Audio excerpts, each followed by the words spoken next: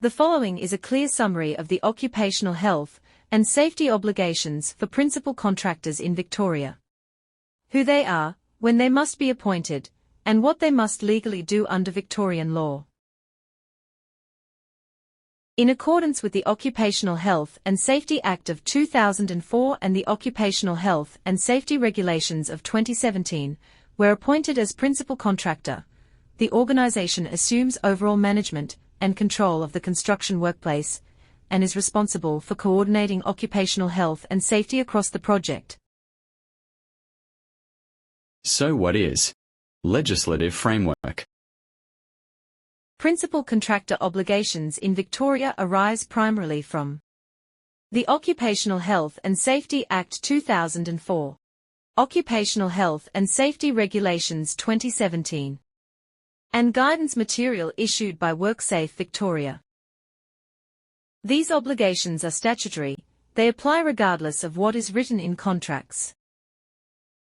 Okay, so when is a principal contractor required? A principal contractor must be appointed when the work is construction work and the total project value is $350,000 or more, including labour and materials. If no principal contractor is formally appointed, the owner-client automatically becomes the principal contractor and assumes all associated legal duties. So what is the core role of the principal contractor? The principal contractor is the party with overall management and control of the construction workplace and is responsible for coordinating health and safety across multiple contractors, managing interface risks between different trades, establishing site-wide safety systems and rules, and ensuring compliance with OHS duties by all parties on site. The role is coordinative and supervisory, not merely administrative. Can you explain my general OH&S duties? As a person who manages or controls a workplace, a principal contractor must, so far as is reasonably practicable, provide a safe workplace, ensure the site is safe and without risks to health, address physical hazards like plant, traffic, falls and excavations, and also address health risks such as dust, noise and hazardous substances. Then there's safe systems of work. You must establish systems that prevent injury, for example, permits, exclusion zones and sequencing of trades. You need to ensure systems are actually followed, not just documented. Now let's consider information, instruction, training and supervision. You must provide site-specific OH&S information. You must ensure workers understand site rules and emergency procedures. And then supervise compliance, especially for high-risk work. Lastly in this section, there's monitoring and review. The business must monitor workplace conditions, review incidents, near misses, and changing risks, and act promptly when hazards are identified. So what are the construction-specific duties from the OH&S regulations of 2017? Okay. So, these duties apply in addition to general OH&S duties. Before construction starts, the principal contractor, Hallmarc, must prepare a written project management plan. The project management plan explains how health and safety will be managed and coordinated across the site. Typical contents might include the roles and responsibilities of duty holders, site rules and access controls, Hallmarc risk management processes, contractor induction arrangements, high-risk construction work controls, incident reporting and emergency response, and consultation and communication methods. Ongoing. The plan must be kept up to date. It must reflect changes in scope, sequencing, or risk. And workers and contractors must know how to access it. Hallmarc, as the principal contractor, must ensure signage is erected so that it is clearly visible from outside the site. and clearly displays the name of the principal contractor and their contact details. This supports emergency response and regulatory compliance.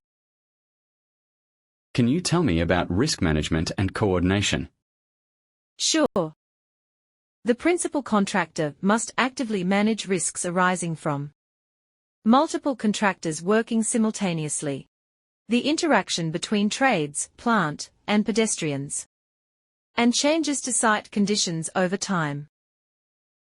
This might include coordinating work sequencing, managing shared hazards, and by ensuring controls are compatible across contractors.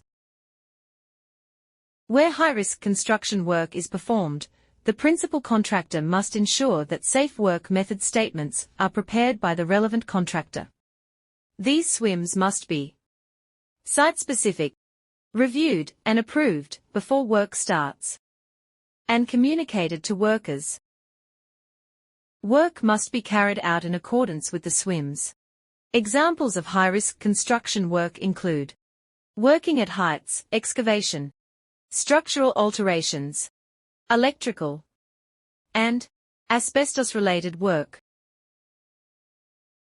The principal contractor must ensure that all workers and contractors complete a site-specific induction.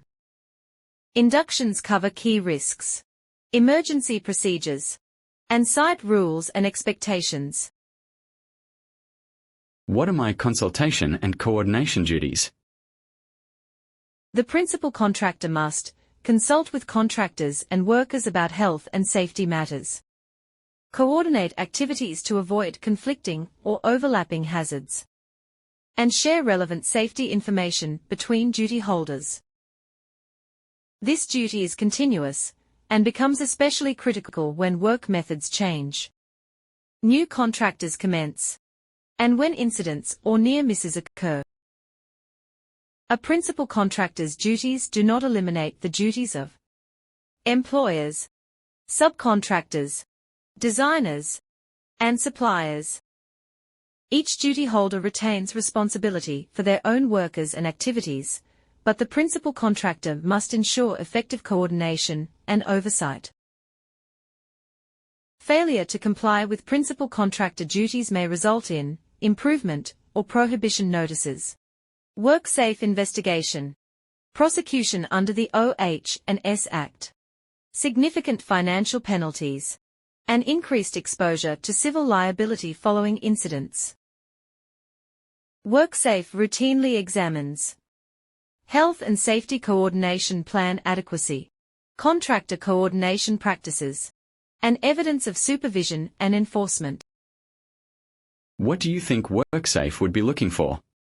In practice, WorkSafe expects principal contractors to demonstrate clear appointment and acceptance of their role, a project-specific health and safety coordination plan, or project management plan, evidence of inductions and briefings, active site supervision, documented risk management, and prompt response to safety issues. Documented systems without enforcement are unlikely to satisfy legal obligations. So what might be some good practice recommendations?